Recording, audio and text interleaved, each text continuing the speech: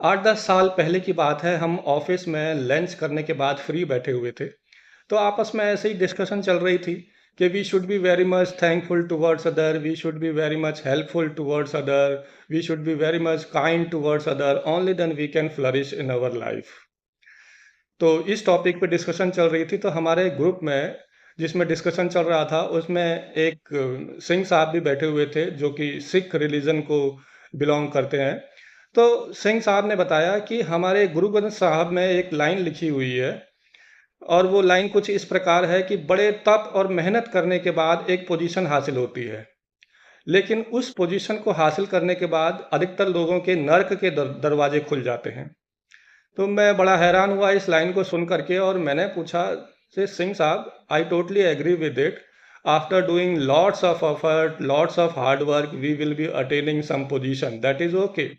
But ये कैसे बात हुई कि उसके बाद नरक के दरवाजे खुल जाते हैं? मैं कुछ समझा नहीं, थोड़ा बताएंगे?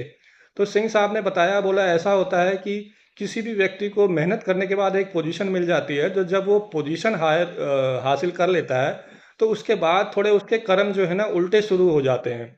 वो गलत काम में लिप्त हो जाता है, गलत कामों को करने लग जाता है, वो अपने जूनियर्स को कभी कभी परेशान करता है, वो अपने उनकी जूनियर्स के लिए प्रॉब्लम्स कई बार कभी कभी क्रिएट करना शुरू कर देता है, और अपने काम में ऑनेस्ट नहीं होता है कई बार। तो जिसकी वजह से ना सिर्फ उसके लिए ये मुश्किल हो जाता है कि उस पोजीशन को सस्टेन करके चलना, बल्कि कई बार वो उस पोजीशन से भी हाथ धो बैठता है। तो मैं उस बात को सुन कर के बड़ा हैरान और पूरी तरह से मैं सहमत हुआ। मैंने कहा बात बिल्कुल सही है। एक पोजीशन जब ऊँची लेवल की पोजीशन हम हासिल कर लेते हैं तो वी बिकम एरोगेंट एक्चुअली।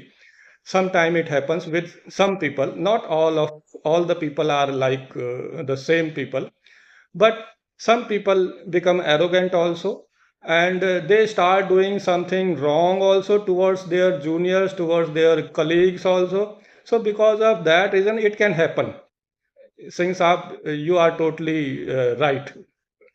तो मैंने सिंह साहब से बोला, हाँ मैं आपकी बात से टोटली एग्री करता हूँ।